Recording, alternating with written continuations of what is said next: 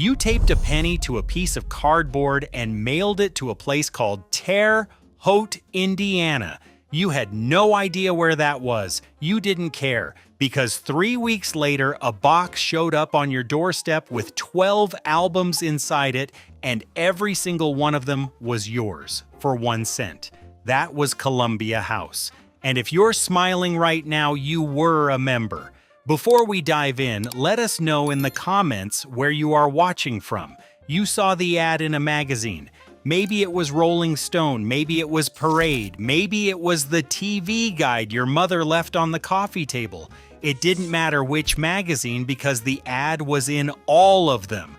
A full page, sometimes 2, covered in tiny squares.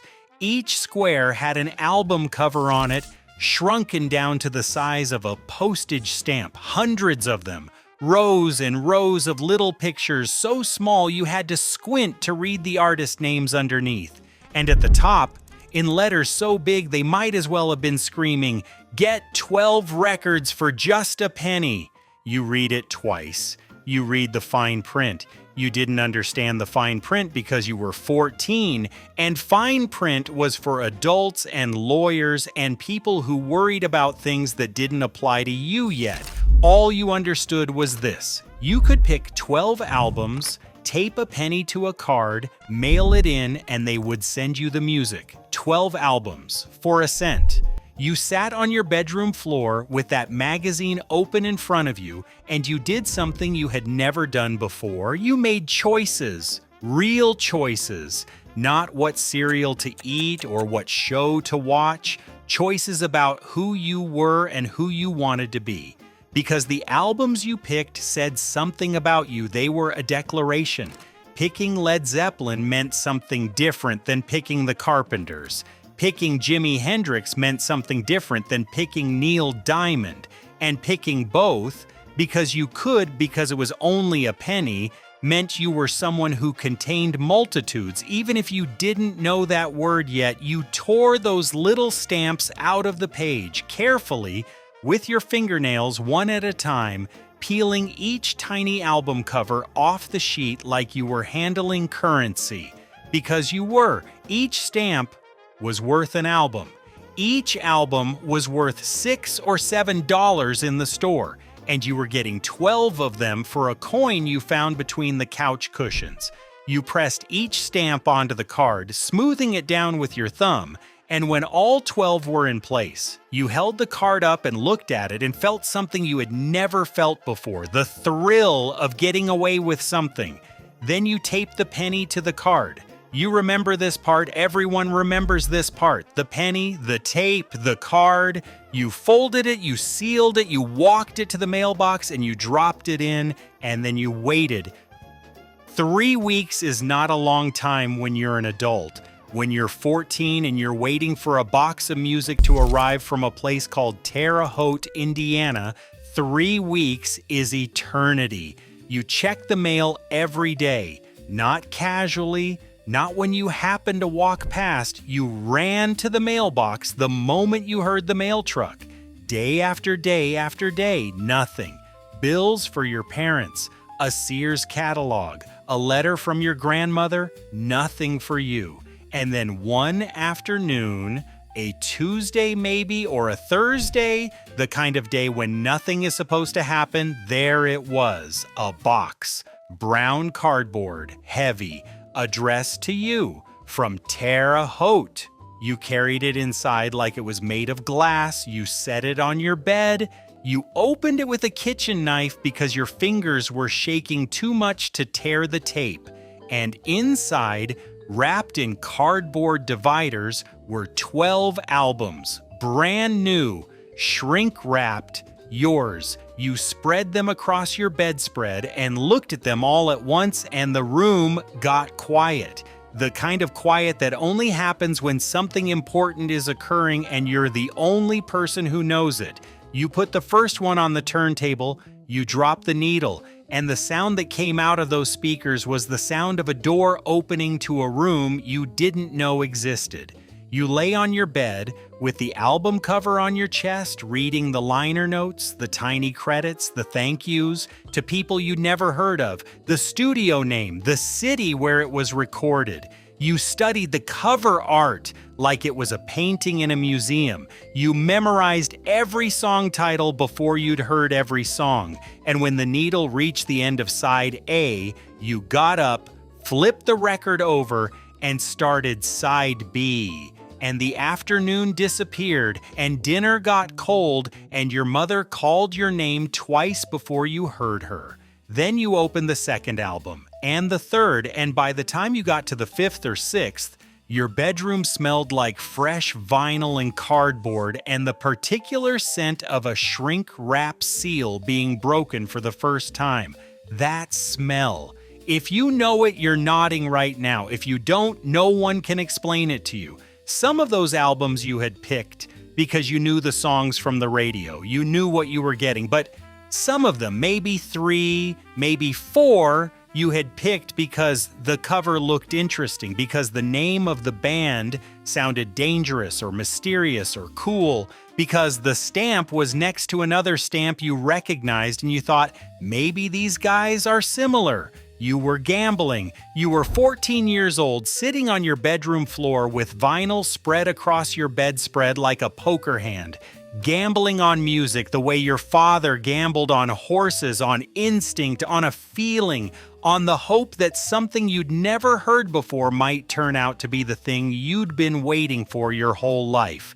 And sometimes it was. Sometimes the album you picked on a whim, the one where you didn't know a single song, didn't recognize the cover, chose it because you had one stamp left and this one looked less boring than the others. Sometimes that album became the album, the one you played until the grooves wore thin, the one you fell asleep to, the one that was playing the first time you kissed someone, the one you can still sing every word of 50 years later, standing in a kitchen that looks nothing like the bedroom you grew up in, humming a melody that traveled from Terre Haute, Indiana to your doorstep in a brown cardboard box because you taped a penny to a piece of cardboard when you were 14 years old and took a chance on something you'd never heard. That is what Columbia House gave you, not 12 records, a discovery, a way to find music when you didn't have a car and didn't have money and didn't live near a record store that carried anything besides the top 40. Columbia House was the door, and for millions of American teenagers, it was the only door. But there was a catch. There was always a catch. And the catch came about 6 weeks after the box arrived, in the form of a smaller, thinner envelope from Terre Haute that did not contain music. It contained a bill. You owed them. That was the deal. In exchange for your 12 records and your penny, you had agreed, somewhere in that fine print you didn't read, to buy a certain number of albums over the next 2 years at regular club prices, which turned out to be $14, $15, sometimes $18 per album plus shipping, which was more than you'd pay at the store, which was more than you had, which was, if you did the math, which you hadn't, a very clever way of getting a 14-year-old to commit to spending $150 he didn't have on music he hadn't heard yet. And every month they sent you a catalog. And in that catalog was the selection of the month. And if you didn't mail back a little card within 10 days saying, "No, thank you, I do not want this album," they sent it to you anyway and billed you. It was called negative option billing. It was legal. It was brilliant, and it was the reason half the teenagers in America learned the phrase collection agency before they learned how to drive. But here's the part that made it beautiful instead of just predatory. You learned how to fight back. You figured out the system. You and every other kid in your school and every other kid in your neighborhood and every other kid in America who had access to a mailbox and a penny discovered that Columbia House didn't check addresses very carefully. You could sign up again under a different name, your middle name, your dog's name, your neighbor's name, your grandmother's maiden name, a name you made up entirely while sitting at the kitchen table with a pen and a grin. Robert fake a name at 1234 Your Street. Michael doesn't exist at the same address. And 3 weeks later, another box. 12 more albums. Another penny's worth of music for a person who did not exist at an address where apparently an entire commune of music lovers had recently moved in. You felt like a genius. You felt like a criminal. You felt like both at the same time.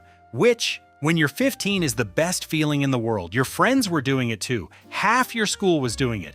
Your older brother had done it first and taught you the trick, and now his little brother was outdoing him because you had signed up under 4 names and he had only managed 3. It was a competition, a nationwide competition between millions of American teenagers to see who could extract the most music from a cardboard card and a 1-cent coin before someone in Terre Haute finally caught on. Someone at Columbia House headquarters must have wondered why 20 people with different names all lived at the same house in suburban Ohio. They knew. Of course they knew. But they kept sending the boxes because the math still worked. Enough people paid the bills to cover the ones who vanished. The whole operation ran on the assumption that human guilt would eventually kick in. And for most people, it did. You'd feel bad about the 3rd or 4th fake name. You'd order 1 album at full price just to clear your conscience. And Columbia House would smile from Terre Haute and mark you as a paying customer. The system didn't need everyone to pay, it just needed enough people to feel guilty. And Americans, it turns out, feel guilty about almost everything. The man who designed this system, who built the machinery that turned a penny into a billion records, was named Les Wonderman. He is considered the father of direct marketing. He invented the concept of the 1-800 number. He invented database marketing. He invented the credit card rewards program. And his masterpiece was the Columbia House Record Club. He created the 12 for a penny offer. He created the postpaid insert card. You didn't even need a stamp. And he created the gold box, a tiny golden rectangle hidden somewhere in the ad that, if you found it and filled it in, got you extra free records. It was a treasure hunt inside an advertisement. It was gamification 40 years before anyone used that word. By 1975, Columbia House had 3 million members. By 1990, they had shipped more than 1 billion records. 1 billion.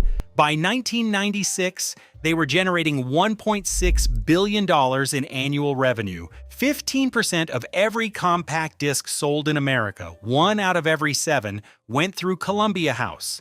And all of it flowed through a factory in Terre Haute, Indiana, on a street called North Fruit Ridge Avenue, where 6,000 people punched in every morning to press vinyl, pack boxes, and ship music to 16 million members in a building that sprawled across more than 1 million square feet.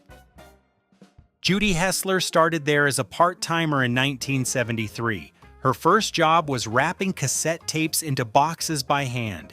She worked there for 37 years. 37 years in the same building, on the same street, packing music into boxes that went to every state in the country. She watched the format change from vinyl to 8-track to cassette to CD to DVD. She watched the warehouse sales where the public could come in and buy albums for $1.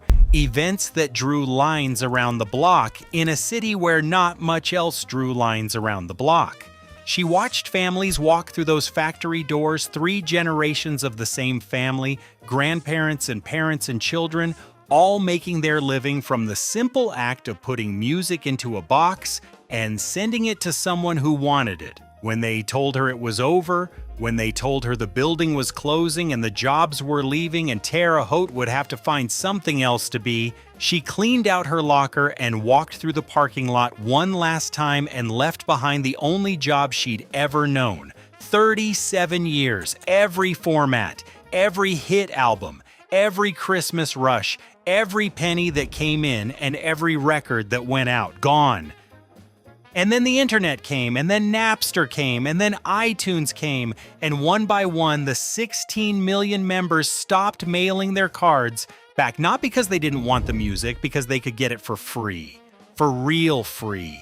Not penny taped to a card free, but actually free. Download it, burn it, share it. The penny that had built an empire was worth less than the bandwidth it took to steal the same album from a file-sharing network. In 2001, the Terre Haute factory started laying off workers. 200 at first, then more. In 2009, Columbia House left Terre Haute entirely, moved what was left to Indianapolis. The million-square-foot building on North Fruit Ridge went quiet. In 2015, the last owner filed for bankruptcy. Chapter 11. Columbia House, the company that had shipped 1 billion records, employed 6,000 people, introduced a generation to the concept of both music and debt, was dead. Nobody taped a penny to the filing. But here is what they can't kill. Here is what no bankruptcy and no download and no streaming service can touch. Somewhere in your house, in a closet, in a basement, on a shelf you haven't dusted in years, there is a stack of albums or a row of CDs or a box of cassettes that you picked out of a magazine ad when you were 14. Some of them are scratched.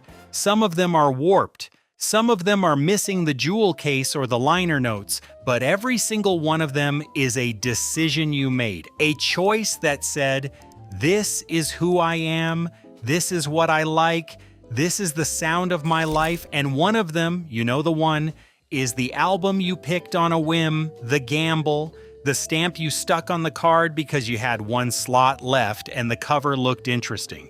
That album opened a door you didn't know was there and let in a sound you carry with you to this day.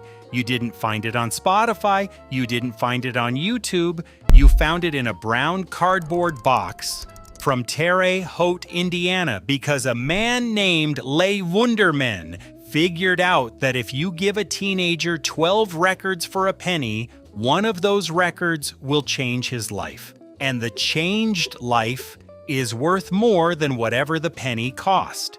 12 records for a penny, the greatest deal in the history of American commerce, the greatest scam, the greatest discovery, all three at once.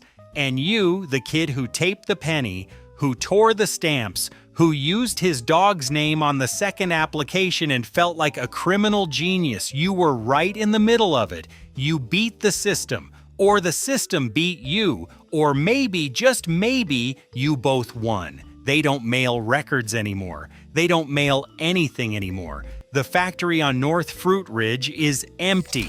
The ads are gone from the magazines, and the magazines are gone too. The penny is still legal tender, but nobody tapes one to anything. And Terre Haute, Indiana, is a city that once shipped music to 16 million people and now ships memories to whoever is old enough to remember what it felt like to open that box. You remember.